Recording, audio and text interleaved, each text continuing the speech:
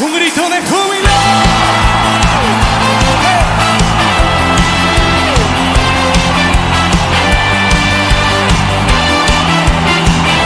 Y a su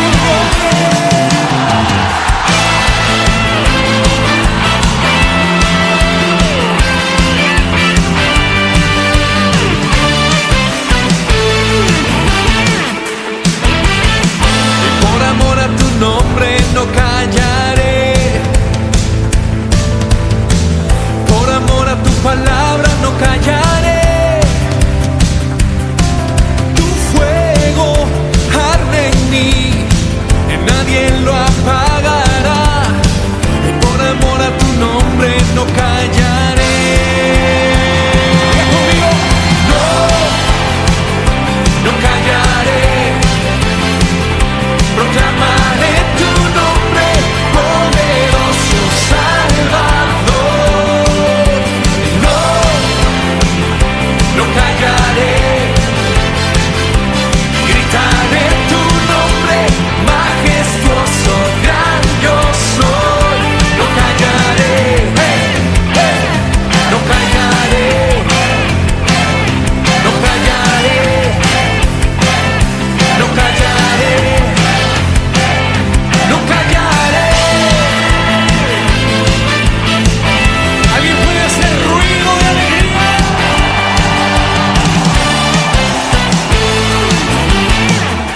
Dígalo. Por amor a tu nombre no callaré. Por amor a tu palabra no callaré. Por amor a tu palabra no callaré. Tu fuego arde en mí. Nadie lo apagará. Por amor a tu nombre no callaré. levante su mano derecha y dígalo. No, no callaré. Proclamaré tu nombre, poderoso Salvador. No, no callaré. Y gritaré tu nombre, majestuoso, gran yo soy. No callaré, no callaré, no callaré, no callaré. Dígalo más fuerte. No callaré.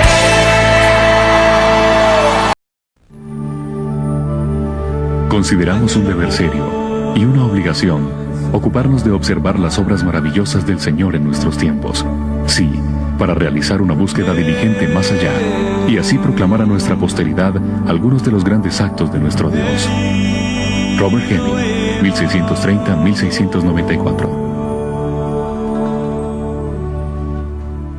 Hace algunos años, el grupo Centinela produjo un documental en video llamado Transformaciones. Enfatizaba la labor maravillosa de Dios en 4 comunidades diferentes. Comunidades cuyos únicos atributos en común eran la disfunción y la desesperación. La recepción del video alrededor del mundo fue tanto sobresaliente como gratificadora. En miles de ciudades estimuló un nuevo apetito por la oración y la unidad. Sin embargo, unos cuantos espectadores tropezaron con la palabra transformación. Se preguntaban cómo se podía afirmar la transformación en lugares en donde persistían manchas sociales. Pero la transformación no es sinónimo de perfección. En este actual mundo caído no hay comunidades perfectas. La transformación está relacionada más exactamente con santificación. Es tanto un estado como también un proceso. Como definamos una comunidad depende de nuestra perspectiva. Está el proverbial vaso medio lleno o medio vacío. Creo que la distancia de una comunidad a la perfección es menos importante que la distancia que ha avanzado desde su estado anterior. La transformación de una comunidad no se relaciona con grandes reuniones ni con el crecimiento de la iglesia. Tiene que ver con el impacto tangible que el evangelio puede tener sobre una sociedad en sí. Cuánto dure la condición depende de la comunidad individual. Nuestro ministerio aquí en el grupo Centinela es sembrar semillas de esperanza, inspirar confianza en Dios y crear un anhelo más grande por su presencia. Y tengo la confianza que la presentación a continuación hará justo eso.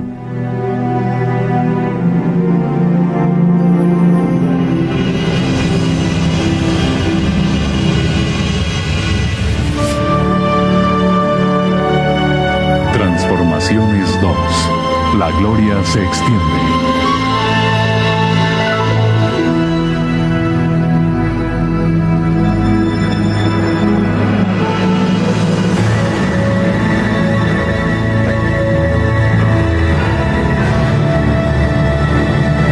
El dominio y la admiración pertenecen a Dios. El señorío y el temor están con Él. Él hace paz en sus alturas. ¿Tienen sus ejércitos número? ¿Sobre quién no está su luz? Job 25, 2, 3.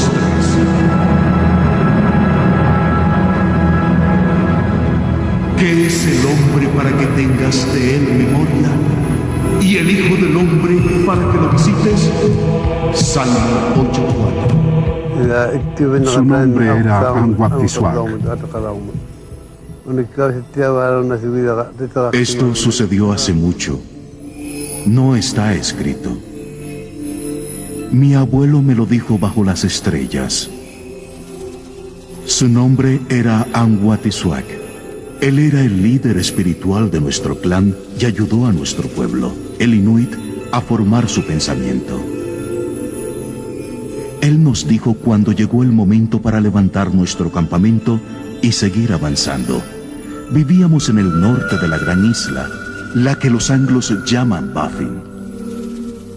Cuando el cabello de Anguatisuac se tornó como la nieve, él escuchó acerca de Dios por un Inuk que había venido del sur. El Inuk habló de una nueva creencia, de alguien llamado Yesusi. Dijo que era el Hijo de Dios. Al principio Anguatisuac no comprendió lo que escuchó, pero sintió curiosidad, pues su trabajo era explicar los misterios espirituales al pueblo. Y fue entonces cuando las cosas ocultas comenzaron a moverse en su interior. Le llegó una visión. Viajó en una larga travesía para buscar la verdad. Durante mucho tiempo nada pudo hallar, pero un día encontró un lugar en donde la luz y la oscuridad se unían. Él no podía entrar en la luz o en la oscuridad, así que escaló en una brecha entre ellos. Él subió, subió y subió hasta que encontró una puerta, pero no podía entrar. Y así despertó de su sueño. Anguatisuac no comprendió esto. Creía que tal vez la puerta se abriría si seguía al dios del Inuk. Un deseo ardía en su interior y decidió entregarse a esta nueva fe. Hay una manera Inuit. Cuando la gente quiere dar su corazón por completo a algo, realiza un ritual. Así que Anguatisuac pensó en matar a una foca para que su pueblo pudiese compartir su carne y su sangre. Fue entonces cuando le dijo a su gente: he tomado una decisión. Saldré a cazar una foca. Si esta noche atrapo una, daré mi vida y practicaré este ritual. Pero si no atrapo nada, no lo haré. No había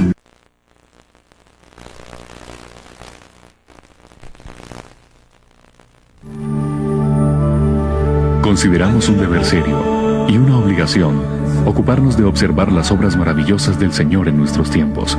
Sí, para realizar una búsqueda diligente más allá y así proclamar a nuestra posteridad algunos de los grandes actos de nuestro Dios. Robert Heming, 1630-1694. Hace algunos años, el grupo Centinela produjo un documental en video llamado Transformaciones. Enfatizaba la labor maravillosa de Dios en 4 comunidades diferentes. Comunidades cuyos únicos atributos en común eran la disfunción y la desesperación. La recepción del video alrededor del mundo fue tanto sobresaliente como gratificadora. En miles de ciudades estimuló un nuevo apetito por la oración y la unidad. Sin embargo, unos cuantos espectadores tropezaron con la palabra transformación. Se preguntaban cómo se podía afirmar la transformación en lugares en donde persistían manchas sociales, Pero la transformación no es sinónimo de perfección. En este actual mundo caído no hay comunidades perfectas. La transformación está relacionada más exactamente con santificación. Es tanto un estado como también un proceso. Como definamos una comunidad depende de nuestra perspectiva. Está el proverbial vaso medio lleno o medio vacío. Creo que la distancia de una comunidad a la perfección es menos importante que la distancia que ha avanzado desde su estado anterior. La transformación de una comunidad no se relaciona con grandes reuniones ni con el crecimiento de la iglesia. Tiene que ver con el impacto tangible que el evangelio puede tener sobre una sociedad en sí. Cuánto dure la condición depende de la comunidad individual. Nuestro ministerio aquí en el Grupo Centinela es sembrar semillas de esperanza, inspirar confianza en Dios y crear un anhelo más grande por su presencia. Y tengo la confianza que la presentación a continuación hará justo eso.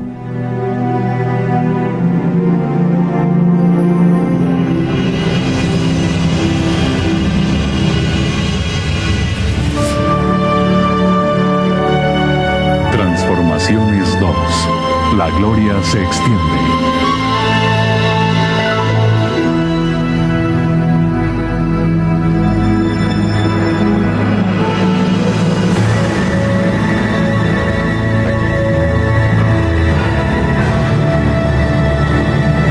El dominio y la admiración pertenecen a Dios. El señorío y el temor están con Él. Él hace paz en sus alturas. ¿Tienen sus ejércitos número? ¿Sobre quién no está su luz? Job 25, 2, 3.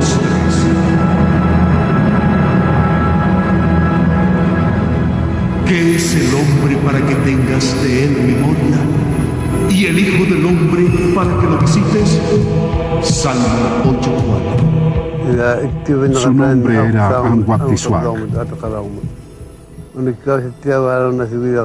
Esto sucedió hace mucho. No está escrito. Mi abuelo me lo dijo bajo las estrellas. Su nombre era Anguatisuac. Él era el líder espiritual de nuestro clan y ayudó a nuestro pueblo, el Inuit, a formar su pensamiento. Él nos dijo cuando llegó el momento para levantar nuestro campamento y seguir avanzando. Vivíamos en el norte de la gran isla, la que los anglos llaman Baffin. Cuando el cabello de Anguatisuac se tornó como la nieve, él escuchó acerca de Dios por un Inuk que había venido del sur. El Inuk habló de una nueva creencia, de alguien llamado Yesusi. Dijo que era el Hijo de Dios. Al principio Anguatisuac no comprendió lo que escuchó, pero sintió curiosidad, pues su trabajo era explicar los misterios espirituales al pueblo. Y fue entonces cuando las cosas ocultas comenzaron a moverse en su interior. Le llegó una visión. Viajó en una larga travesía para buscar la verdad. Durante mucho tiempo nada pudo hallar, pero un día encontró un lugar en donde la luz y la oscuridad se unían. Él no podía entrar en la luz o en la oscuridad, así que escaló en una brecha entre ellos. Él subió, subió y subió hasta que encontró una puerta, pero no podía entrar. Y así despertó de su sueño. Anguatisuac no comprendió esto. Creía que tal vez la puerta se abriría si seguía al dios del Inuk. Un deseo ardía en su interior y decidió entregarse a esta nueva fe. Hay una manera Inuit. Cuando la gente quiere dar su corazón por completo a algo, realiza un ritual. Así que Anguatisuac pensó en matar a una foca para que su pueblo pudiese compartir su carne y su sangre. Fue entonces cuando le dijo a su gente: he tomado una decisión. Saldré a cazar una foca. Si esta noche atrapo una, daré mi vida y practicaré este ritual. pero si no atrapo nada, no lo haré. No había luna ni estrellas aquella noche, solo nubes pesadas. Así que Anguatizuac sabía que sería difícil encontrar una foca, pero él quería hacerlo. Salió al océano helado para buscar un hueco de foca. Aún en la oscuridad encontró uno, pero la foca no estaba allí. Tuvo que esperar. Hacía mucho frío, así que construyó una pequeña pared de hielo para protegerse del viento. Después se sentó y preparó su arpón para asestar a la foca. Cuando la foca no apareció, se durmió. Mientras Anguatizuac dormía, llegó el sueño de nuevo. Lo sintió cuando su cabeza se le hizo pesada y despertó. Cuando abrió sus ojos, miró por el hueco. Había algo diferente. Él se dio cuenta que podía ver su sombra, algo muy extraño en una noche de invierno y sin luna. De repente, la zona comenzó a iluminarse más y más, y entonces los vio. Anguatizuac vio 3 seres que parecían tener alas. ¡Alas! Descendían entre las nubes. No hablaron, pero Anguatizuac sabía por qué habían venido. En cuanto se fueron, una foca salió del hueco. Anguatizuac le metió el arpón y la arrastró de vuelta al campamento. Todos dormían aún. Más tarde salieron de sus tiendas e iglúes y compartieron esa foca. Fue entonces cuando Anguatizuac y su gente comenzaron a seguir a Yesusi. Muchos años más tarde los visionarios vinieron y nos contaron la historia acerca de Dios y su Hijo, como está escrita en el gran libro. Y supimos que así era. Todos somos, Él es, yo soy, descendientes de Él. Cercano está el Señor a todos los que le invocan, a todos los que le invocan de veras. Salmo 145, 18. El Ártico Oriental de Canadá está dividido en 2 regiones. Nunavut, el territorio de gobierno propio más reciente en el país, y Nunavik, tierra natal del pueblo inuit en el norte de Quebec. Unidas, las regiones incluyen más de 2.7 millones de kilómetros cuadrados. Sorprendentemente, este paisaje vasto y frígido está habitado por menos de 30.000 nativos. Durante cientos de años viajaron en clanes. No tenían voz colectiva. En estas latitudes, la tierra es tan fría que hasta los árboles se niegan a crecer. Pero es la aridez interna la que hace el verdadero daño.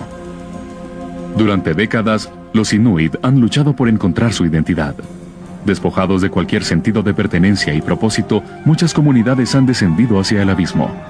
Había este gran vacío. Tantos de esa generación se volcaron al alcohol. Perdieron su cultura. Todo era oscuro, oscuro, oscuro. Fue como una pesadilla. Fue muy terrible. Muy terrible. Recuerdo cuando porque no teníamos esperanza. Este es Kanhisuhuac en Quebec del Norte y tenemos alrededor de unas 500 personas aquí. Annie Tertiluk ha vivido en la remota península Ungava de Quebec desde 1964. Como Annie y su esposo Mark saben demasiado bien, el alcohol se convirtió en un compañero problemático para muchos inuit. Éramos una de las peores parejas en la ciudad, porque éramos jóvenes y bebíamos. Cuando mi corazón latía muy rápido después de beber, yo podía escuchar que el diablo me esperaba. Creo que en esa época toda la comunidad bebía. Recuerdo que una vez toda la comunidad estaba ebria. Cuando recibíamos juntos nuestra bebida en la comunidad, se oía a la gente gritar. Perdí a mi hermano debido al alcohol. Gente gritando aquí. A muchos amigos. Gente peleando aquí. Destrozaba mi vida. Era muy malo. Oh, santo cielo, era terrible. No había leyes. El norte helado se parecía más al viejo oeste. sin policía. La vida era peligrosa. No había reglas en la comunidad. Nuestra comunidad era en realidad un pueblo que no dormía debido al crimen que teníamos. Las mujeres y niños no tenían mucha protección. Había abusos contra las esposas y ataques domésticos. Mi esposo me golpeaba.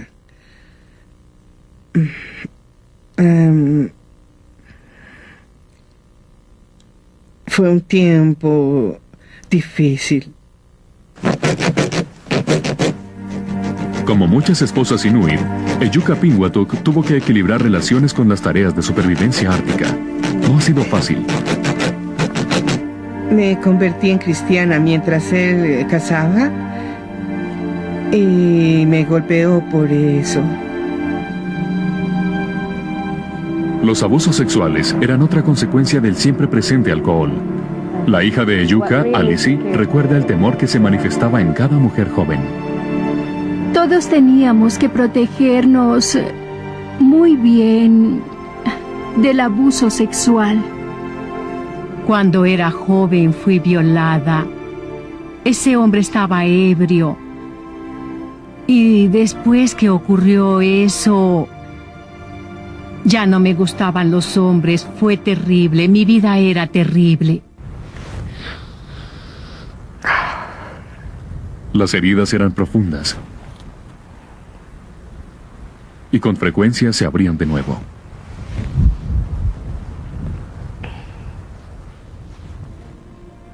Nadie hablaba del abuso, o del dolor del corazón, o de las emociones. Cómo solía desear que alguien me hablara, pero nadie lo hizo. Para cubrir su dolor, muchas parejas jóvenes se volcaron hacia las drogas, alcohol y música de metal pesado. Otros sencillamente atravesaron la puerta sin retorno. Yo tenía un espejo grande en mi cuarto y atraía demonios. Mi hermana tenía 22 años cuando se suicidó. Ella se ahorcó. En el lado de la bahía Hudson del Quebec Ártico, la comunidad de Povimituk, o POV, como lo llaman los lugareños, tiene su propia historia que contar. No comenzó bien.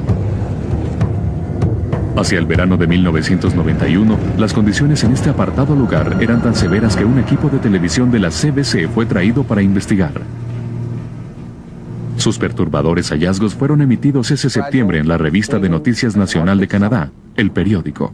Algo está sucediendo en Povimituk. Un cúmulo de suicidios y de lesiones autoocasionadas entre los adolescentes tienen a la comunidad... La historia, llamada Verano Mortal, duraba casi 17 minutos.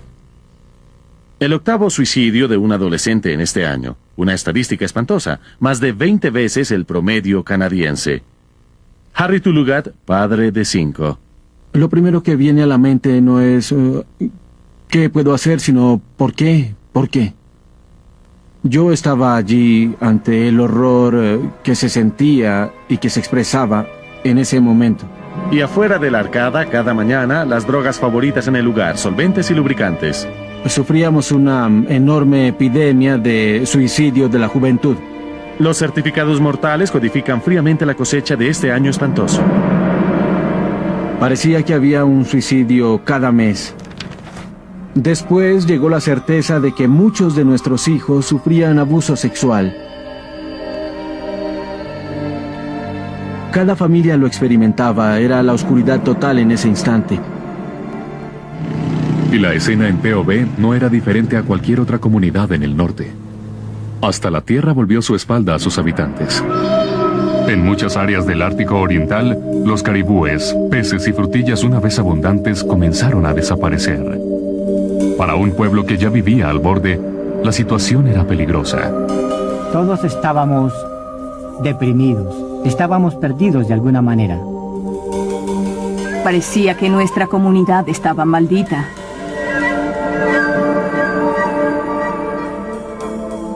Mientras parecía a algunos que Dios había abandonado a los descendientes de Anguatisuac, en realidad era Dios que buscaba restablecer la relación. 60 años después de que Dios revelara su gloria a Anguatisuac, él envió un segundo emisario al Ártico Oriental. Y este tenía el nombre de Canónigo John Turner. Recibió su Biblia cuando estaba en la universidad. Las notas que John Turner dejó en su Biblia son reveladoras. A menos que un hombre deje subrayado todo lo que tiene, no podrá ser mi discípulo. Turner comenzó su ministerio en medio de los Inuit a finales de la década de los años 20. Bajo la providencia de Dios, su tarea le llevó a las playas mismas en donde Anguatisuwag había conducido a su pueblo a una nueva alianza. Solo 2 instituciones precedieron la llegada de Turner a Pond Inlet: la Real Policía Montada de Canadá y la Compañía de la Bahía Hudson. Pero la pequeña comunidad se convertiría en una importante bahía espiritual. Cuando lo conoció, Joan Hobart estaba viviendo en Inglaterra, la ciudad natal de John Turner. Él estaba con permiso militar en casa y compartió en su iglesia. Sus historias del Ártico eran fascinantes. Como joven estudiante de la Biblia, Joan admiraba a este hombre de Dios. Mi amigo dijo, creo que está interesado en ti. Yo dije, no es un misionero de mucha experiencia. Pero él estaba interesado. Él dijo, vendrías y me acompañarías en la vida allá, y yo dije sí. Sin embargo, los misioneros a bordo dijeron no. La vida en el Ártico era demasiado dura y no era lugar para una mujer. John regresó sin ella. Joan esperaría con fervor. Pasaron 3 años sin una sola carta proveniente del norte. Entonces, un día, un telegrama. Permiso otorgado. Trae anillo, torta y vestido de boda. El viaje era peligroso. El mundo estaba en guerra. Los barcos alemanes patrullaban el Atlántico Norte. La última parte de la travesía de 2 meses fue a bordo de un vapor de suministros llamado Nascopi. La embarcación se detenía tan solo una vez cada año para descargar alimentos y correo. Era una larga travesía en medio de la nada, basada tan solo en un telegrama y mucha fe. Estaba un poco nerviosa porque pensé, supongamos que llegue y no me quiera en realidad. Entonces bajé al salón, dije, creo que me casaré con el primer hombre que suba a bordo. Y afortunadamente Jack vino en un pequeño bote y me encontró. Creo que todo salió bien. Ella y Jack, como ella le llamaba, se casaron esa tarde. Pasaron su luna de miel en un iglú que construyeron juntos. Como recién casada, Joan aprendió cómo utilizar un fogón de carbón, cómo derretir hielo para hacer agua y cómo formar un hogar a 40 grados bajo cero. Tuve que aprender a cocinar foca. No era muy buena al principio. ¡Oh, Dios! Los alumbramientos y los cuidados médicos eran estrictamente al estilo doméstico, pues el hospital más cercano estaba muy lejos. El amor de John Turner por los Inuit se ve con claridad en sus películas personales. Y ese amor era recíproco. Aquí estaba un anglo quien vestía las formas del norte como una segunda piel. Los ancianos del lugar dicen que se hizo más inuit que los inuit. Aprendió el idioma y tradujo las escrituras. Enseñó en la escuela utilizando la Biblia como su texto. Más sorprendente que todo eran las épicas expediciones misioneras de John Turner.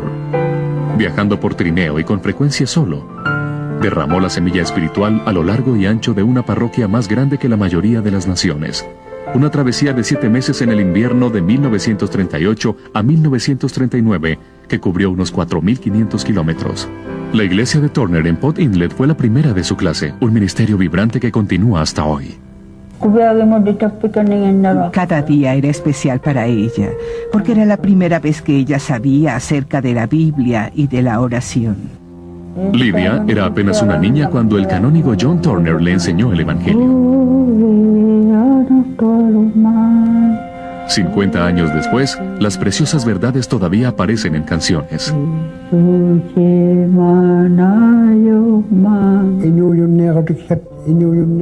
Cornelius Nutugag creció con recuerdos de una próxima gloria. John solía decirnos, hay vida después de la muerte. Es muy hermosa y se llama cielo. Turner era el hombre de Dios en el Ártico, pero el cielo del que predicaba no se encontraba tan lejos. El rifle se disparó y cayó hacia atrás. Al regresar de un viaje de cacería, vio a un niño que luchaba con una pesada carga de hielo. Cuando se agachó para ayudarle, su rifle se resbaló de su hombro y se disparó. Entró por aquí hasta la parte atrás de la cabeza. El esfuerzo para llevar a Turner a un hospital llegó a las primeras planas internacionales. Soldados llevando medicinas saltaron en paracaídas para estabilizar al ministro mal herido.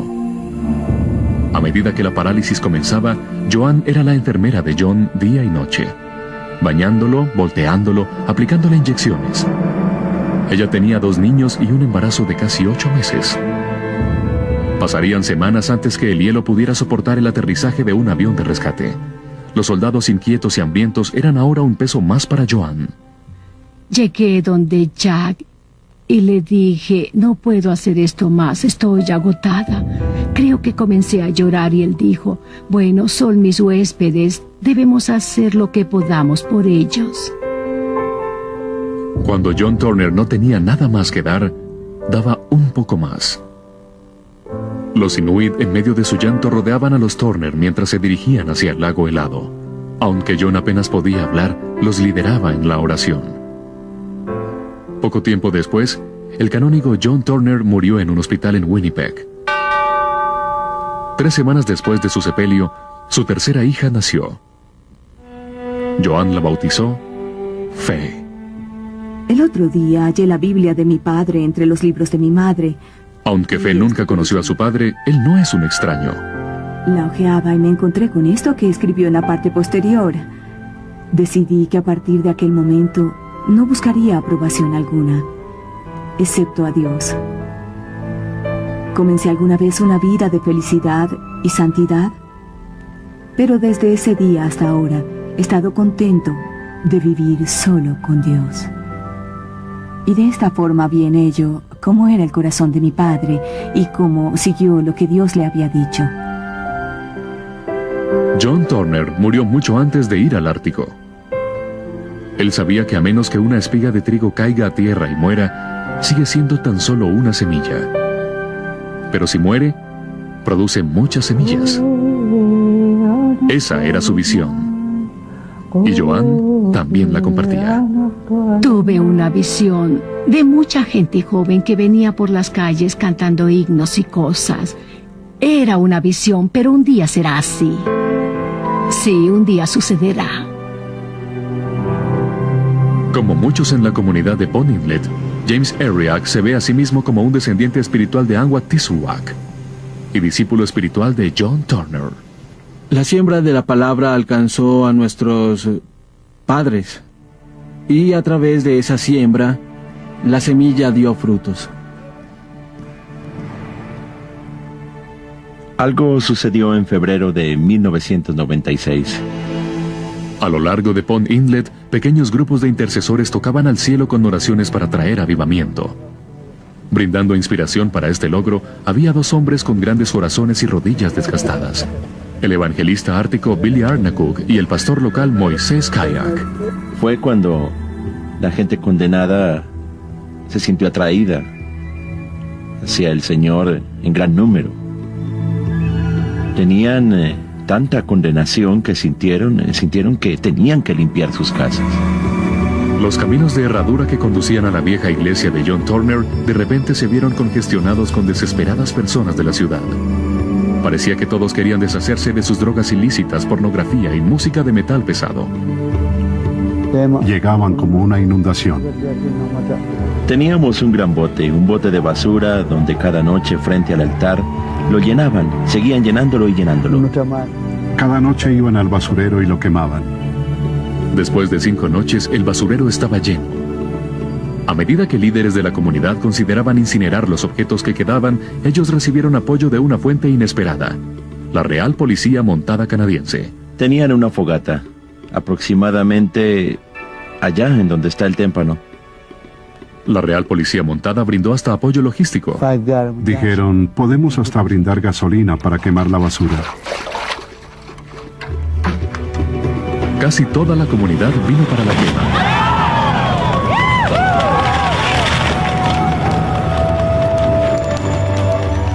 De acuerdo a la Real Policía Montada, el valor de los objetos ilícitos destruidos durante este evento fue sorprendentemente de $80,000 a $100,000. Fue un arrepentimiento profundo. El mismo Espíritu Santo hablaba a la gente. Toda la comunidad fue transformada por completo. El fuego que quedó después de esa importante ocasión dio calor a los corazones por muchos meses después, pero también esbozó un fuego todavía no encendido. Un fuego tan especial que se hablaría de él a medio mundo. Sucedió en mitad del invierno el 28 de febrero de 1999. Los creyentes se habían congregado durante una semana de reuniones de avivamiento en la iglesia anglicana. Hambrientos por Dios y atribulados por nuevos reportes de uso de drogas en la comunidad, decidieron agregar un servicio especial para la juventud el domingo por la tarde. Entre quienes lideraban esta reunión estaban el pastor Moisés Kayak y sus colegas del ministerio Joshua y James Ariag, todos nietos del portador original de la antorcha, Angwa Tisuak. Se ofreció una invitación para los jóvenes que sintieron que querían acercarse a Dios. Louis Ariag, líder de la congregación, oraba por la juventud que se había reunido alrededor del altar. Me sentí tan cerca de Dios.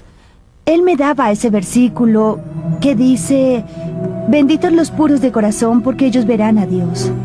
Algo comenzó a suceder que se salía de nuestro control. Un ruido empezó a sonar. Sí, comenzó suavemente. Casi no se oía. Seguía funcionando el equipo de doble cassette utilizado para grabar el servicio. Casi de inmediato quería que el ruido parara. Pero seguía aumentando. Y empecé a notar que la gente estaba nerviosa. Era tan fuerte, tan fuerte. Era tan alto que todo comenzó a temblar. El fuego me atravesó. Sonaba como un jet. Todo comenzó a temblar. Yo comencé a temblar. Me dije: no hay jets en Pond Inlet.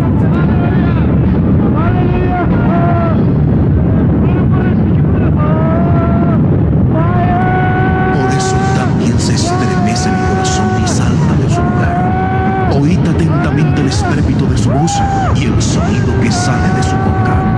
Job 37, 1-2.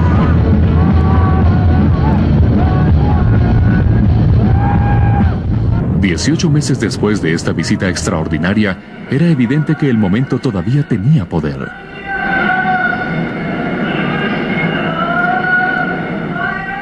Cada vez que pensaba en ello, me sentía muy humilde.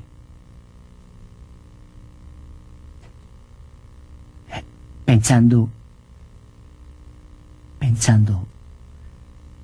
que Dios Todopoderoso puede visitarnos.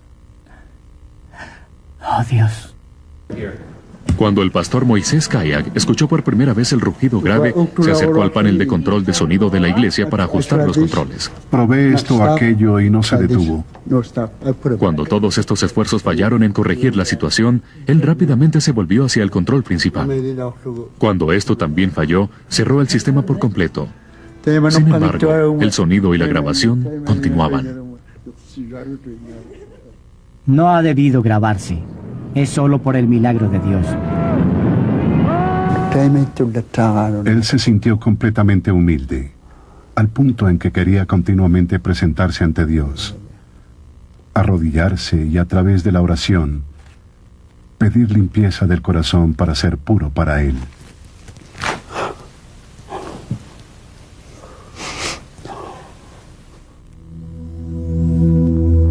Este mismo Espíritu Santo que se derramó en Pond Inlet también ha estado visitando otras comunidades en el Ártico Oriental. Uno de ellos es el pequeño pueblo de Opaluk, situado en la bahía Ungaya en el nordeste de Quebec. Establecido en 1978, la comunidad pronto se dio a conocer como un lugar de dolor. Hubo muchas tragedias. Esta persona se suicidó, tenía unos 17 años. Hubo otra chica de 19 años, quien también se suicidó. Lo que hicimos fue orar por nuestra comunidad, rompimos la maldición en nuestra comunidad. Los resultados fueron tanto inmediatos como tangibles. Veo que nuestra comunidad ha cambiado. Me doy cuenta que desde nuestra oración aquella vez hemos sido liberados. Ahora somos felices. La profesora de escuela, Maggie Alpatak, es el típico dínamo humano, atestiguando su amor por Cristo en cada oportunidad. Desde que soy cristiana, siempre quiero compartir mi corazón con los niños. Siempre les pregunto, ¿tienes al Salvador en tu corazón? La influencia del Evangelio es extensa y poderosa en los salones de la clase de Opaluk.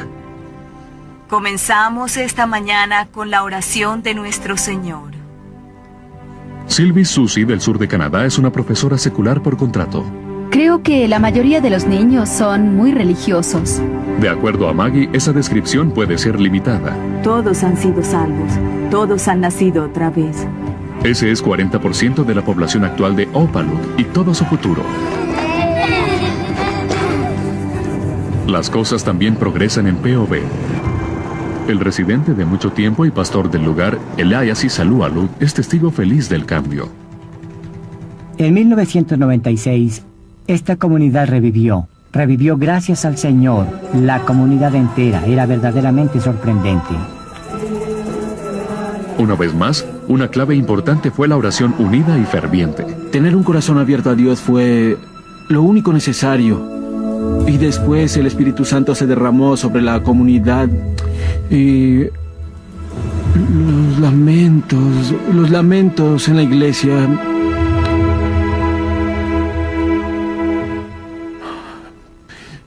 El dolor.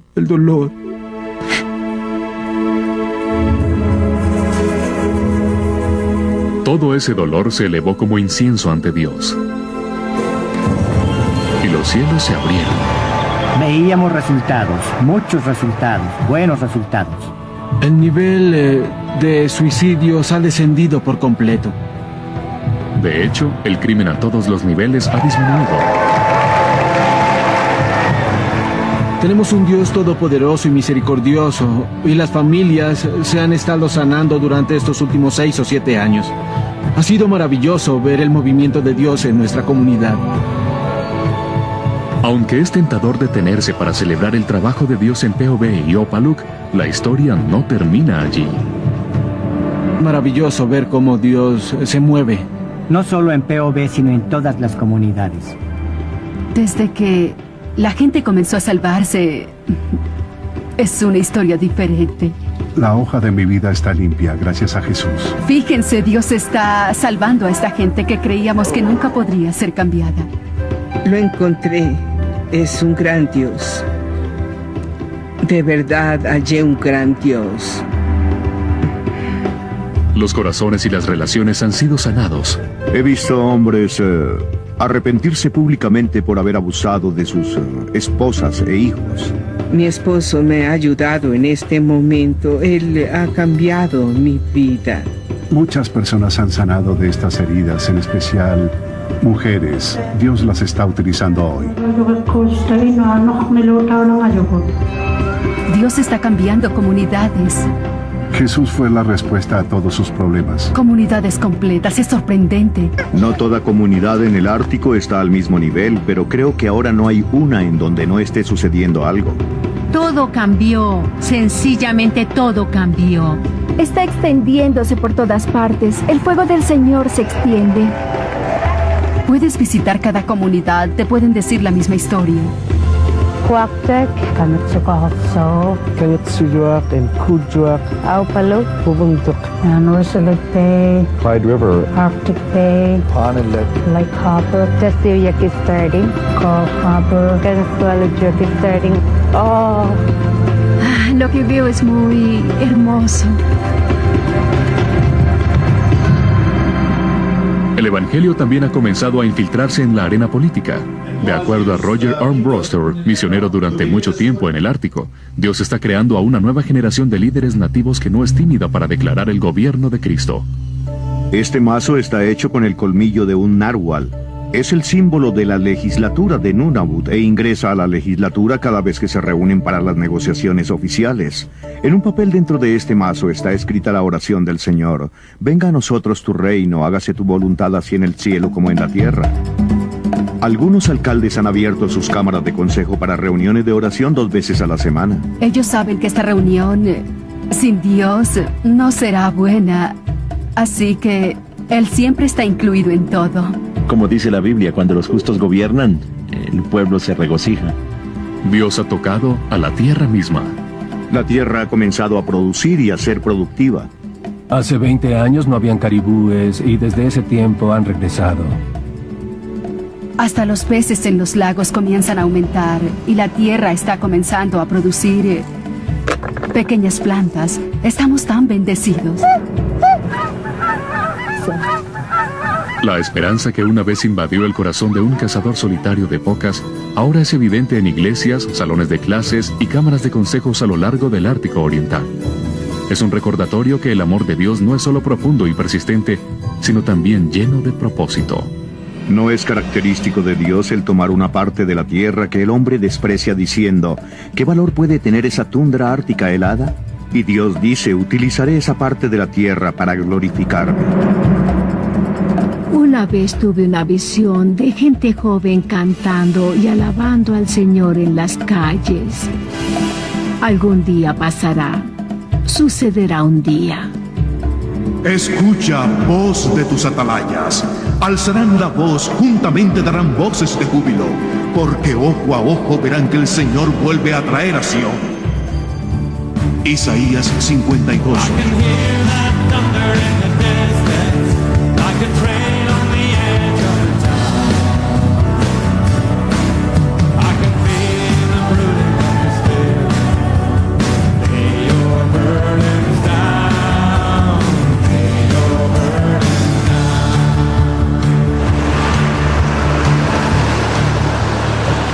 El avivamiento no es solo bíblico, se cree en el avivamiento porque es histórico. Dios lo ha hecho en la historia y como es comunal, cambia a las comunidades. Y como es práctico, cambia a la gente, renueva a la gente. Y como es espiritual, cambia todo el tono espiritual, eliminando el pecado y el crimen. Por supuesto que es lógico que todo esto suceda.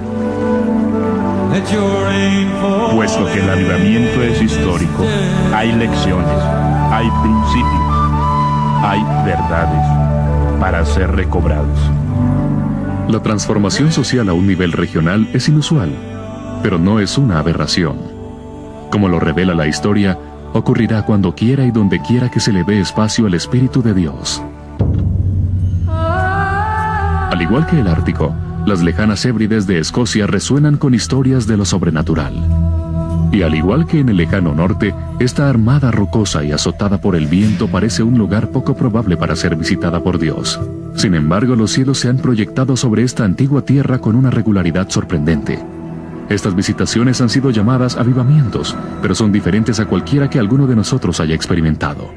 Los anales de la historia registran reuniones de 9.000 personas, pero eso es difícil de asimilar, pues solo habían 12.000 habitantes en la isla. En 1949, la presencia de Dios descendió una vez más, esta vez en la parroquia de Barbas. El alivio era plenamente necesario, pero no llegó fácilmente.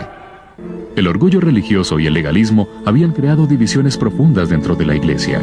Algunos clérigos se negaban a creer que Dios pudiera hacer un trabajo grande y que Él mismo no comenzara con ellos. Cuando el alivio llegó, ellos se opusieron amargamente a Él. Hubo enorme oposición de parte de la denominación más grande en la isla. Mary Peckham era una adolescente cuando se inició el avivamiento, pero todavía puede recordar la frescura espiritual que lo precedió. La temperatura espiritual en la isla antes del avivamiento era religiosa, pero ciertamente no animada. Era un invierno espiritual. No todos estaban dispuestos a aceptarlo. El avivamiento es algo que, cuando se ha experimentado, siempre se quiere ver de nuevo. Donald John Smith, piadoso asistente de un almacén y convertido durante la época del avivamiento, recuerda cómo los intercesores del lugar comenzaron a trabajar. Las personas oraban todo el tiempo por este avivamiento, oraban en los graneros, se escuchaba la oración. Entre los más fervientes de estos guerreros de la oración se encontraban dos hermanas de mayor edad, una de ellas casi ciega. Oraban varias veces a la semana por el avivamiento, con frecuencia tarde en la noche. Estaban absortas con la promesa de Isaías 44. Porque yo derramaré agua sobre el sequedal y ríos sobre la tierra árida. Una de ellas no podía salir de casa y se encontraba en su lecho. Yo solía leer la Biblia y solía orar con ellas y se sentía la presencia del Señor. Ellas conocían a su Señor.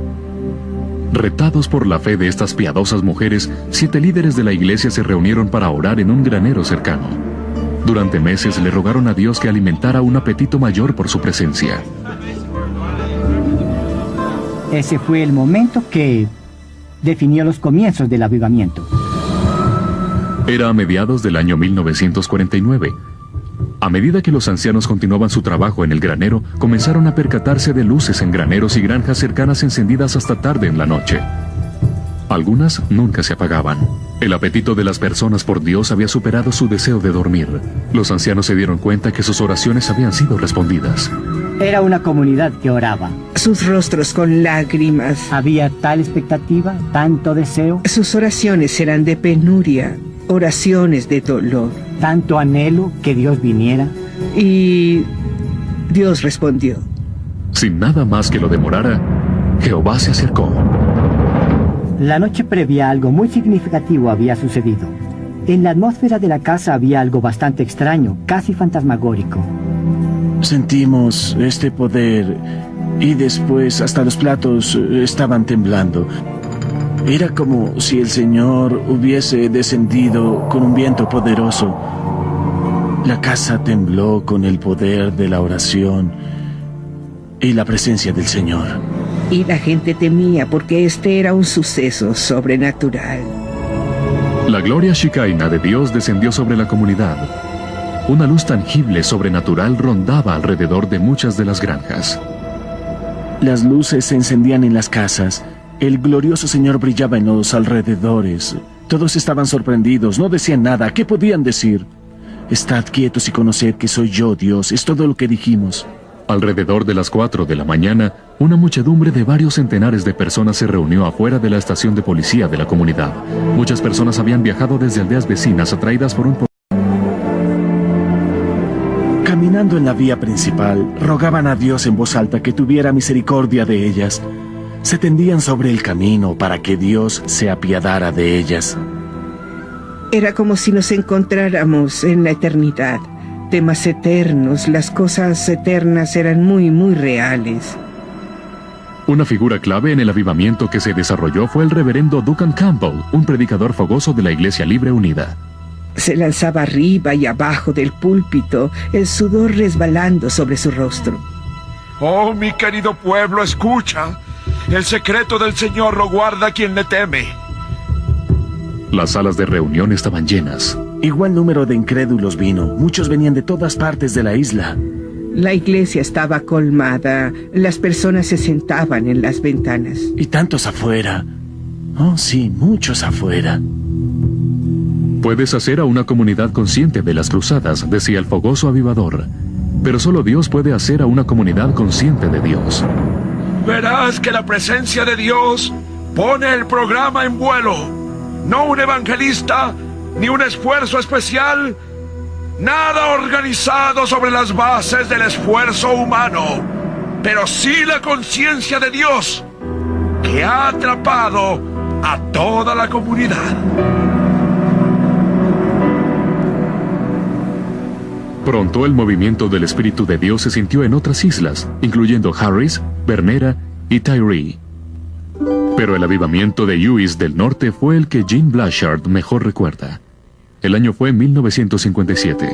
Hubo una conciencia del poder de Dios que trabajaba a través de la isla. Cada noche se salvaban personas, se transformaban vidas.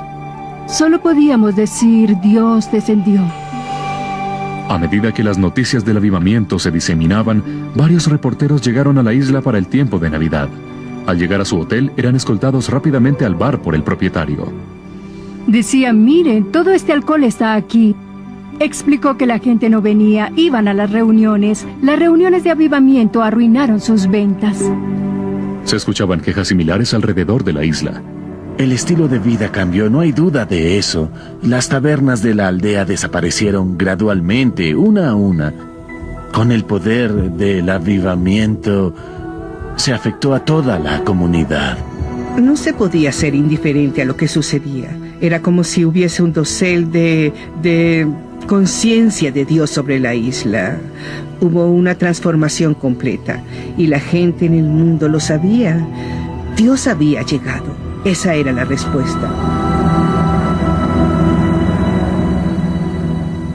Habiendo observado el deseo de Dios de transformar territorios y culturas discretas, solo quedaba una pregunta. ¿Puede esto suceder a nivel nacional? ¿Hay alguna evidencia de Dios trabajando en un Estado moderno? ¿Una nación soberana? Uganda, la nación de África del Este, parece un sitio poco probable para buscar respuestas. Plagada por fiebres demoníacas, la que una vez fue la perla de África, ha pasado décadas en un profundo coma espiritual. Hasta su nombre se ha hecho sinónimo de muerte, como lugar de cultivo del SIDA y la casa personal de horrores de Idi Amin. Creo que Uganda ha sido un país de dolor. Ha sido un país que ha pasado de un golpe militar a otro igual. Sé lo que significa vivir con miedo. El pastor John Mulindi era un adolescente cuando el horror comenzó. Las personas eran asesinadas por miles, masacres, aldeas completas eran masacradas. Y algunas veces no se sabía con exactitud quiénes eran los asesinos. Quienes escuchan con atención las vívidas narraciones de John Mulindi pueden sentir horror. Su cadáver permaneció allí 2 días. O hasta llorar. Y el bebé se había sacado del seno de su madre muerta. Pero ellos siempre recordarán. No podíamos reconocer contra qué combatíamos. La historia de Uganda, como la de muchas naciones africanas, está llena con prácticas mágicas y rituales secretos. Fetiches conocidos como mayembe estaban en todas partes. Y se sabe que los reyes, aún hasta los días de Idi Amin, ofrecían sacrificios humanos. Los africanos son gente de pacto, si puedo decirlo así. Muchos de nuestros pactos son con el diablo. La historia nos dice que nuestros ancestros adoraban a otros dioses, no al de Abraham. Para Uganda, las consecuencias de esta idolatría han sido una larga temporada de temor y dolor. Lo que conocí de Idi Amin era una figura poderosa que imponía su poder y deseaba que su presencia se sintiera por doquier. El periodista Bart Kokusa creció bajo la sombra del infame tirano de Uganda. Como muchos de sus conciudadanos, se sintió optimista cuando el derrocamiento de Amin condujo al retorno del antiguo presidente Milton Obote. Creyeron que tal vez Obote sería mejor que Idi Amin, pero no lo fue. Habían fuerzas tenebrosas que estaban destrozando a esta nación, detrás de esas personas que usted ve. En esos días era común encontrar cadáveres yaciendo al lado de los caminos. A veces las personas iban a cerciorarse si era alguien que conocían, un ser querido, si no, sencillamente continuaban. Y no solo los soldados mataban. Nací para morir. El pastor Jackson Senyonga tenía tan solo 3 meses de edad cuando su madre lo arrojó en la basura. Y mi abuela me recogió. Pensando que moriría en cuestión de días, una tía accedió a cuidarlo. Pero el niño vivió, aun si tan solo para revivir el dolor. Mi padre fue asesinado en el 79 durante Idi Amin. Y en el funeral fue cuando vi el rostro de mi madre en una foto. Nunca una carta, nunca una foto, nada. Y yo ya era un adolescente. Tristemente, el padre de Jackson era parte de una epidemia nacional. Cuando pasa un día, 2 días, sin que tus seres amados vuelvan, piensas que quizás están muertos. Así que el primer lugar al que se debe ir sería el bosque Namanje. Era un bosque de muerte. Se podía sentir el espíritu de la muerte en él, el peso de la muerte. Las reuniones de oración se hicieron secretas. Los pastores circulaban hasta en 10 grupos por día. Siempre con gran peligro y con frecuencia llegando a su casa a las horas de la madrugada. Los soldados tenían el poder de hacer lo que quisieran. Había retenes y me detuvieron en ellos muchas veces. Nunca se sabía cómo saldrías de ellos. En una ocasión se le pidió a una madre viajando con un bebé los documentos de identidad del bebé. Y claro, los bebés no tienen documentos de identidad. Y por eso hubo mucha vergüenza. Para esta ciudad no tienen documentos de identidad. Así que le arrebataron el bebé, lo arrojaron al aire. El soldado sacó un cuchillo y el bebé cayó justo sobre este cuchillo. Hacia 1984, empezaron a matar a los hombres de la iglesia. Comenzaron a matar a los pastores. El pastor Jotham Mutebi estaba en medio de un sermón cuando los soldados de Amin entraron a su iglesia disparando sus armas. Mientras las balas volaban por el santuario, varias ancianas se pusieron de pie y llegaron hasta el altar. Cuando las vi, pensé que esas personas estaban tan desesperadas que necesitaban ser reconfortadas. Así que elevé mis brazos y oré sobre ellas. Pero después me enteré que la razón por la que vinieron era porque querían morir conmigo, su pastor. Por otro lado, el pastor Mutebi y sus parroquianos fueron arrojados en camiones robados y llevados al temido centro Nakasero. A unos metros de donde nos encontrábamos, me encontraba la oficina de investigación del Estado Nakasero. Eran las cámaras de tortura. El sadismo y violencia eran insoportables. Podían meter hasta 60 personas en un cuarto que medía 3 metros por 3 metros y lo llenaban tanto que una persona podía morir y mantenerse erguida, sostenida por los cuerpos de la gente con vida. No había investigaciones, las cosas sucedían y ese era el fin de todo. Parecía que todo el mundo le había dado la espalda a los horrores en Uganda. Los hombres nos han abandonado. Millones murieron. Los cuerpos atascaban la represa de las cataratas de Owen y las riberas del cercano lago Victoria. Debemos arrepentirnos por nuestros pecados del pasado. Deshonramos a nuestro país. No somos mejores que Caín. Esta ansia de matar cobró su precio en la economía y en la infraestructura de la nación. Las fábricas quebraron, los bienes comerciales esenciales escasearon y casi desaparecieron. No se conseguía jabón, no se conseguía nada. La ciudad estaba sucia y casi todos los edificios se dañaron. La moral de la gente estaba tan lesionada que no se podía conseguir que se hiciera nada sin tener que pagar por ello. Y cuando parecía que las cosas no podrían empeorar, lo hicieron. Esta vez las noticias fueron entregadas por la Organización Mundial de la Salud. Se predijo que para 1997 el SIDA sería tan común en Uganda que 1/3 de la población habría muerto. El doctor Patrobas Mufubenga es un médico eminente que trabaja con el Instituto Nacional de Salud de Uganda. En ese tiempo todos estábamos desesperados por la pérdida de nuestros seres queridos. Uganda ha estado clamando a Dios, como la voz que se escuchó en Ramah, mujeres llorando por sus hijos.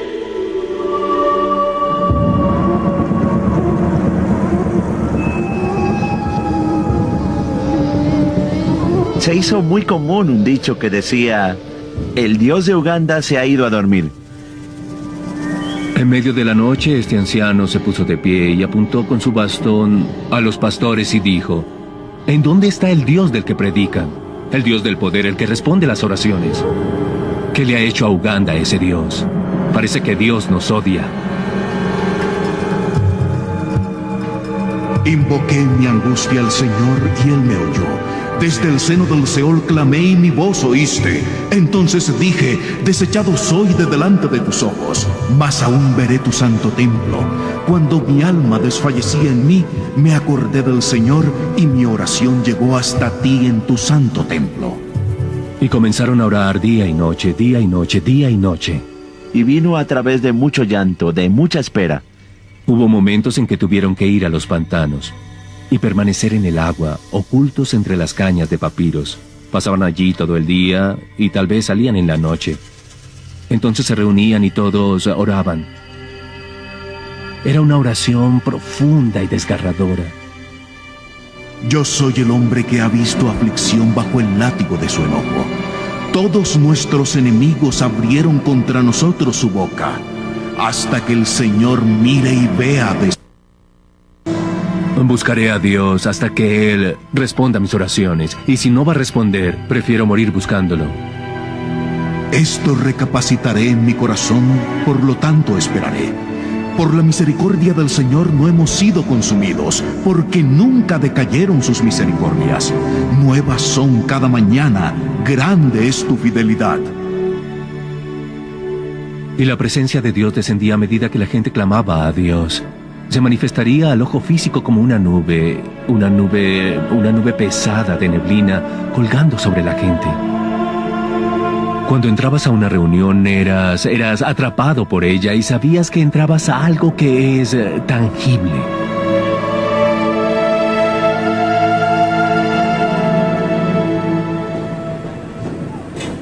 Hace 15 años, este era uno de los lugares más peligrosos en toda Uganda. Esta comunidad era conocida como el Beirut de Kampala, porque bajo el régimen de Milton Obote, soldados indisciplinados utilizaban las casas y almacenes en esta zona como práctica de blanco. La desesperanza colgaba sobre esta comunidad como una frazada mojada. Fue a este lugar al que Dios condujo al joven evangelista de Uganda llamado Robert Kayanja. Estaba acompañado por 6 intercesores. Este es nuestro muro de lamentaciones en donde... Además de enfrentar a soldados desenfrenados, el equipo de Robert también fue enfrentado por un poderoso doctor brujo llamado Musoki. Había una especie de temor que caminaba con este hombre. Después de ser amenazados con la muerte, los intercesores clamaron a Dios. A los pocos días, Musoki era quien estaba muerto. Después de la muerte de este famoso brujo Musoki, comenzamos a ver cómo los cielos se abrían. La pequeña congregación de Kayanja se convirtió en una vasta multitud. La Catedral Centro del Milagro ahora sienta a 10,000 personas, y la hermandad ha dado vida a 600 congregaciones filiales. Uganda, que había sido descartada por muchos países, cuya economía se había colapsado, que no tenía voz alguna y cuyo pueblo se avergonzaba de ser llamado ugandés, comenzó a dar un giro total. Y el proceso de sanidad comenzó. No es de sorprender que esto sea un cambio propiciado por la oración. Así que las iglesias comenzaron a orar por zonas. Son como las abejas. Durante la noche se puede escuchar abejas. Bzzz. Cada comunidad ora. Cada zona ora. Y yo siento que ellos saben que el enemigo debe encontrar otra ciudad, pero no Kampala. La unidad es otra marca del presente avivamiento. La labor que Dios ha hecho en esta tierra no puede ser reclamada por cualquier individuo, o cualquier iglesia, o cualquier ministerio. Reuniones de pastores de la ciudad son comunes. Dios nos llama a que nos reunamos, a que oremos juntos, a alabarlo juntos. En verdad está sucediendo que Dios está uniendo a nuestras iglesias. Para hablar entre nosotros, para apreciarnos mutuamente. Lo que trato de hacer es ir con personas que en verdad aman a Jesús, que predican la palabra de Dios. Algunas veces me encuentran en iglesias pentecostales. Yo casi no voy allí. El cuerpo de Cristo se une. Estoy sobrecogido. El avivamiento en que estamos ahora es para todos. La unidad no es algo por lo que oramos, sino algo por lo que agradecemos a Dios. Aún el reporte severo de la Organización Mundial de la Salud no estremeció la confianza de los creyentes en Dios. Hemos visto la curación del virus del SIDA y los doctores dicen, ¡wow! No puedo explicar esto, pero debe haber un Dios allá, en alguna parte. Tenía dolores de pecho, tenía urticaria en la piel. Comencé a vomitar. Estos eran casos terminales. Perdí el apetito. No podía comer. Personas con el SIDA completamente desarrollado. Adelgacé mucho, como una vara y entonces... Después de orar, muchos sintieron la mano de Dios. Y escuché que algo estaba cambiando en ese preciso momento. Esa misma noche, el poder de Dios descendió. Y yo lo sentí. No es de sorprender que estas curaciones generaron un escepticismo muy serio en el personal médico. Ellos me decían, ¿por qué te has molestado en venir?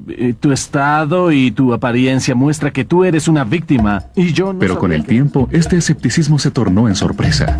Mi doctor me miró. Estaba sorprendido y dijo, ¿sigues viva? Me examinaron, pero no encontraron SIDA.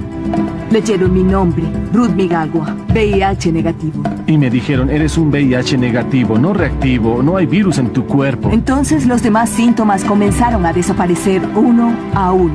Dios me sanó totalmente. Era un refrán que se escucha miles de veces a lo largo de Uganda. Mientras les hablo en este momento, he tenido experiencia con más de 372 pacientes de SIDA que han sido curados. Uganda ha sido registrado como uno de los primeros países en ver una disminución en el VIH. Creemos que se debe a nuestra oración y creemos que es debido al amor y la gracia de Dios. También se debe a que Uganda ha promocionado la abstinencia y la fidelidad como armas primarias en contra del SIDA. Prometí ante ti que si me curabas, se lo diría a todas las personas. No moriré, sino que viviré y contaré las obras del Señor. El poder de Dios también se ha manifestado en la arena política. Creo que Uganda está en un nuevo comienzo político. En su sentido divino del tiempo, Dios trajo el liderazgo. Dios comenzó a poner gente en su lugar. Dios está trabajando en este país. Paul Etienne ha ocupado casi cada posición en el gobierno de Uganda, incluyendo la de primer ministro. El Señor siempre ha estado conmigo. Pero es el Señor quien hace el carácter. Él es el que... Beatrice Bayanka es miembro del Parlamento del Distrito Hoima. Así que quiero ser más firme en todo lo que hago para que la luz vuelva a brillar. Ellos esperan que nosotros reflejemos a Cristo Stephen totalmente. Onyu es el comisionado de policía de la nación. Soy uno de esos que creen que Dios debe hablarme, en especial en el tipo de trabajo que tengo. En un número de ocasiones, Onyu ha visto a Dios mitigar manifestaciones violentas en respuesta a la oración. Y creo por mi experiencia personal, hijos de Dios, que si continuamos en la oración, no hay nada imposible. Yo he llevado mi fe hasta el nivel gubernamental. Cecilia Eitim Ogwal es la fogosa líder de la oposición en el Parlamento de Uganda. Yo soy una embajadora de Cristo y no me avergüenza dar testimonio de eso a donde sea. A medida que veíamos cambiar el gobierno y la atmósfera espiritual, ¿saben qué sentimos? Que el Dios de Uganda no se había ido a dormir. El Evangelio introdujo nuevos cambios, inclusive hasta en la estructura del gobierno. Ahora tenemos un nuevo ministerio llamado el Ministerio de Ética e Integridad, y eso no lo teníamos. Dios me puso en esta posición. Dios necesitaba a una persona fuerte para una tarea ardua. Y cuando luchaba por nacer de nuevo, yo le dije, quiero que me tomes, como hiciste con Saulo, en el camino a Damasco. Y él lo hizo. Miriam Matembe recuerda el día que se paró frente al presidente y su gabinete para explicar su portafolio. Sus palabras fueron proféticas. ¿Recuerdan la historia de los hijos de los israelitas en la esclavitud y cómo Moisés los guió a la tierra prometida? Aquí estoy. Soy el Moisés de Uganda. El Señor me ha nombrado aquí para sacar a Uganda de su conducta cinética, de su decadencia moral, de su corrupción hacia la dirección correcta. Como fuente del río que una vez llevó al joven Moisés a su destino, Uganda está de nuevo camino a la historia. Y la travesía en ninguna parte es más evidente que en el plan agresivo del gobierno para construir ética e integridad en los empleos públicos. Sabía que la batalla era muy dura y difícil, pero el Señor está conmigo. Hoy hay mucha corrupción en Uganda. Pero si vemos atrás, ¿cómo era hace unos 15 años? Es algo incomparable. La juez Julia Sebutendi es una fiscal especial nombrada por el presidente, una cristiana ferviente. Su reputación libre de corrupción ha traído nueva energía y credibilidad a su campaña.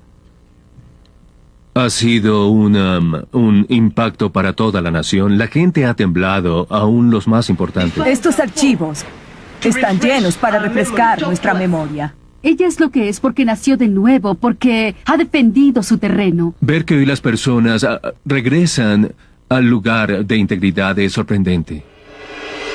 Hemos visto a Dios hacer grandes cosas. Hasta el promedio de crimen ha descendido en un 50%. No es sorprendente que esta nueva actitud tenga un efecto en la economía nacional.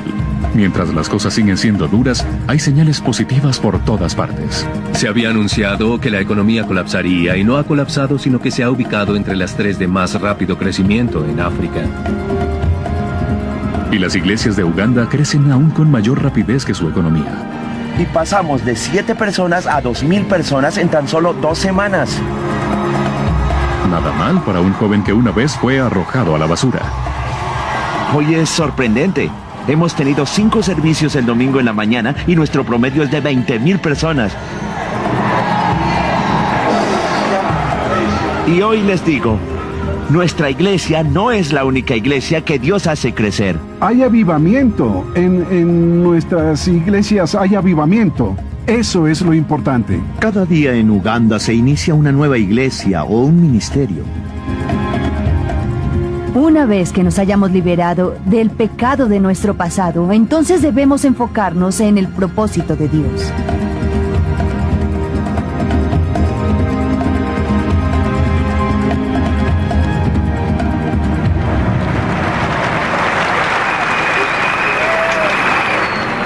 En vísperas de Año Nuevo en 1999, Uganda se unió al resto del mundo en la celebración de la llegada de un nuevo milenio. Pero la celebración de Uganda tenía un carácter especial. Su mano invisible nos ha movido y ha dado forma a nuestro destino. 10 semanas antes, la primera dama Janet Museveni había invitado a varios líderes de iglesias a una reunión. Y cuando ella llegó nos dijo que había tenido una visión. Ella expresó: a medida que ingresamos en el nuevo milenio, no podemos organizar un tiempo de acción de gracias a Dios por la forma en que nos ha guiado a través de este periodo. Quiero decir que ella había solicitado que dedicáramos oficialmente de nuevo la nación a Dios. Buenos días para todos y feliz año nuevo.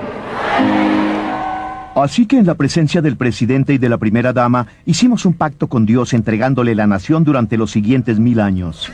Renunciamos a la idolatría, brujería y satanismo en nuestra amada tierra.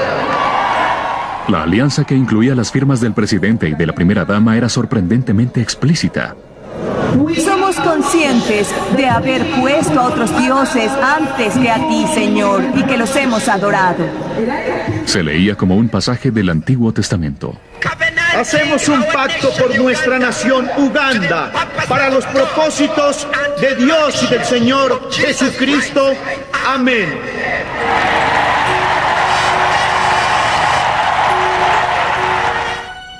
Entonces el rey mandó reunir con él a todos los ancianos de Judá y de Jerusalén. Y poniéndose el rey en pie junto a la columna, hizo pacto delante del Señor. Desde el principio al fin, era solo Dios. Que la vergüenza cubra mi rostro, Señor mi Dios. Vergüenza y reproche. Que el Señor cubra mis manos.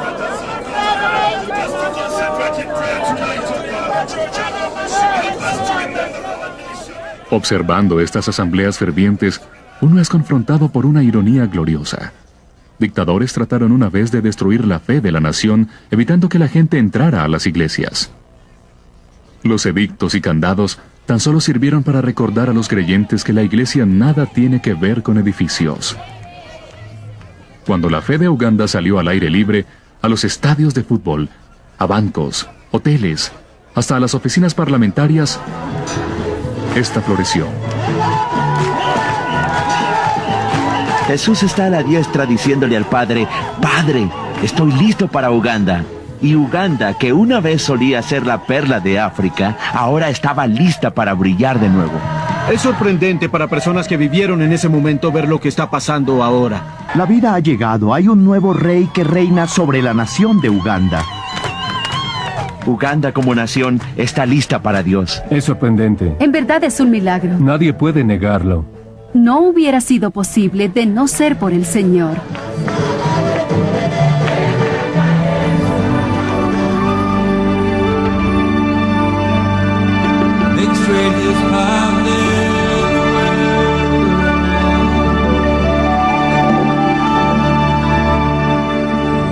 Para quienes preguntan ¿por qué Dios se movió tan poderosamente en estas regiones en particular? La respuesta es sencilla. Fue invitado. Creo que para que un espíritu de avivamiento funcione en un país, debe ser invitado. Y la gente debe querer tener ese espíritu. Es la clase de deseo que anhela profundamente al Señor. La gente está orando. Busca a Dios con la certeza que la venida de Dios a nosotros es la única forma para salir del desastre. Que Dios limpie la sociedad. Que Dios haga todas las cosas nuevas. Si se humillare mi pueblo, Primero debemos ser humildes bajo la mano poderosa de Dios. si se humillare mi pueblo, Solo podemos mover el espíritu con nuestra oración. Que haya oración en cada área de la tierra, en cada ciudad, en cada aldea, en cada iglesia. Si se humillare mi pueblo, Señor, te necesitamos. No podemos lograrlo solos, pero ven a nosotros, ven a visitarnos.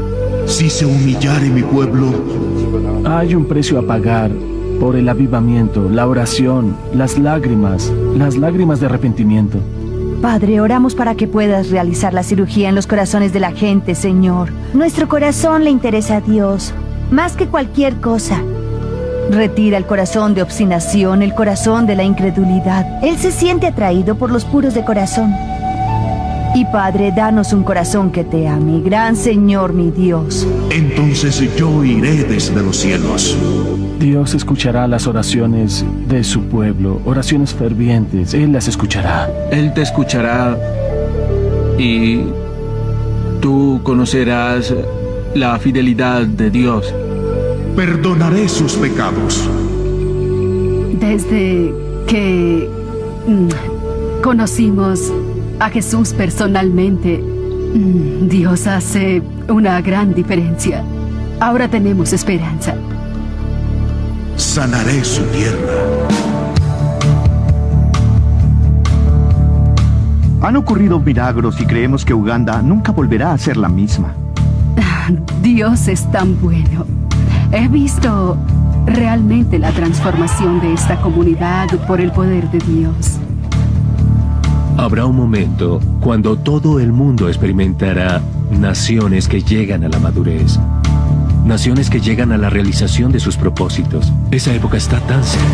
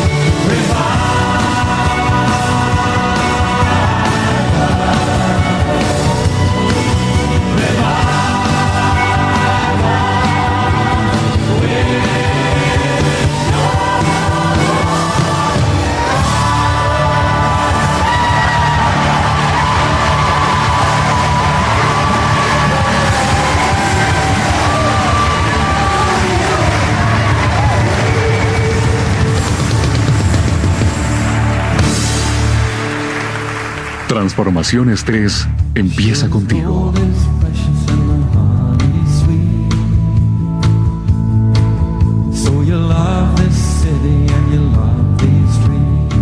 Dios prometió en su palabra que en estos últimos días Él derramará de su espíritu sobre toda carne. Every baby laying on the bedroom floor. Every dreamer dreaming in her dead end job. Every driver driving through the rush hour. I feel it in my spirit, feel it in my bones. Cuando ores, no retrocedas. Ora hasta que algo suceda. Empújalo hacia adelante hasta que algo suceda.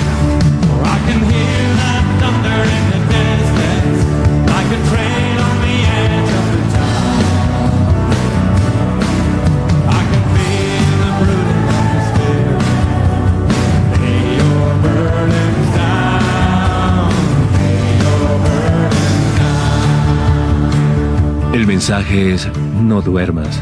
Levántate y eleva el nivel de la oración en la tierra. Presiona hasta el final. El avivamiento es algo que, cuando lo has experimentado, siempre quieres volver a verlo.